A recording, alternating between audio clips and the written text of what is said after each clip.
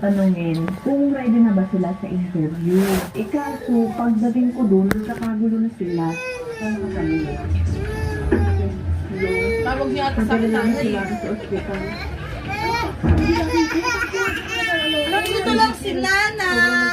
Ingit lang ng ingit. Sinawalan ko agad si Tunyang para alam niya yung mga nangyayari na Sabi ni Daddy, konti lang. sila na sa ospital. Ay, doon ako kutsara mo mamaya sa Cerelac. Get the top restaurants in town delivered straight to your door.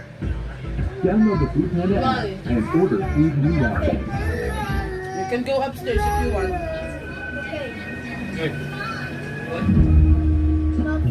John, I think the town the step. Down is John Kennedy. Daddy, Nana, da.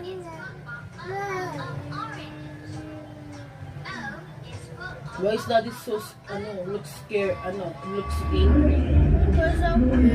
Why? Diretso kaliwa. We arrived at the emergency room, and I'm super worried for baby Lana. So I'm praying to God, and I'm just hoping that everything will be okay.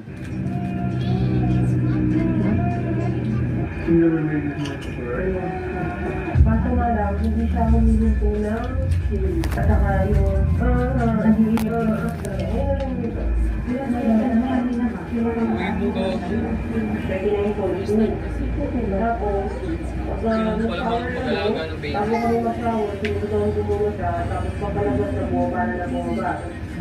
minutes naman sinailan ko siya ng tempra. Ano oras ko yung last time? Siguro 7 lang ba? After the day siya. Yun yung last na tempra. Oo, never naman mag-ilap. Wala na fever. Wala. Yung kung wala. May fever siya sa Facebook. Halo-halo, lungkot, takot, inis, kaba, parang lahat na nararamdaman ko. Pero, sinuntabi ko yun kasi gusto ko, focus ako, at saka functional ako pagdating kay Baby Lana. Okay? Ka. Mga tinan mo, Hal. Balik mo. Nakakaano ngayon? Move mo. Yep. Hindi. Maganon siya.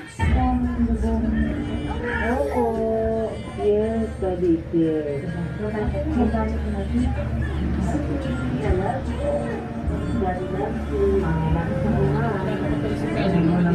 And baby Lana is so strong and brave. And when they're drawing her blood, she wasn't crying a lot. It's not difficult to handle, and she's a very strong baby. And I'm proud of her. Kung nakaraan din eh, nakapalit sa phone. Nakaganyan lang siya.